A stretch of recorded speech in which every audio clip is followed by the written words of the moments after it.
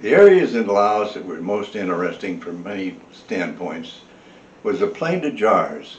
That was in central Laos. It was a plateau high in the mountains areas of Laos and ringed by mountains.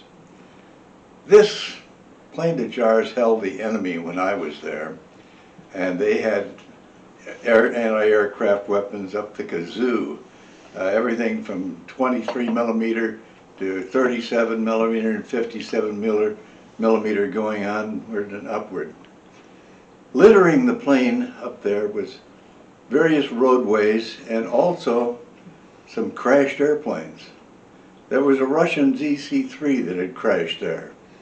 There was also an old Cessna 195 there and wrecked.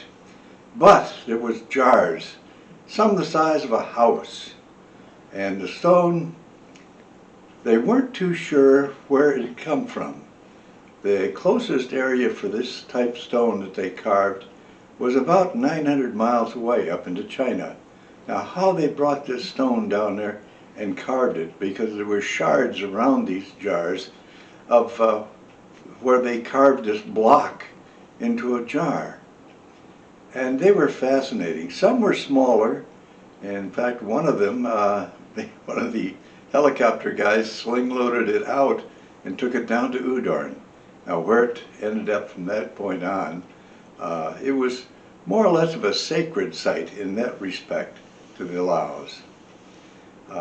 We encroached in that thing many ways with our T-28s and also with ground troops.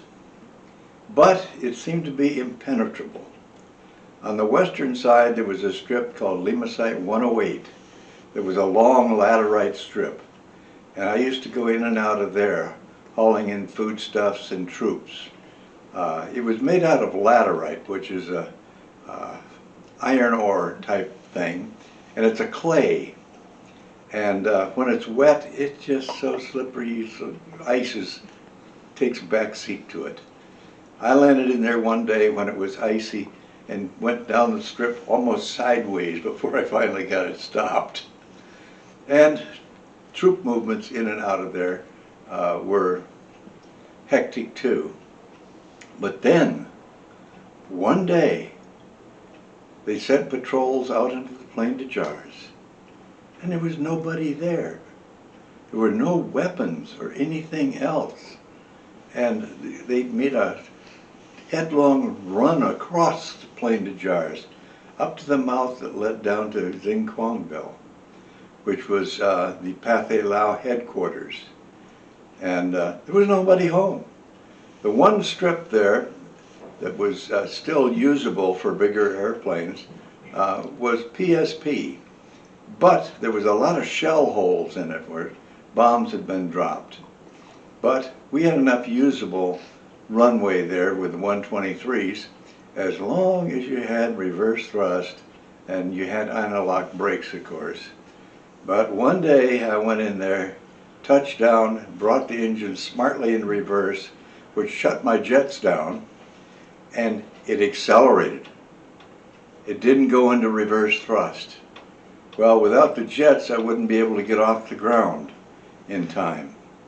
So it was heavy braking, and when I went off into the grass in the end, dodging shell holes, finally shuddered to a stop, turned around and came back up to the ramp and parked a bird and took a look at the circuit breaker panel behind my head on the back wall of the cockpit.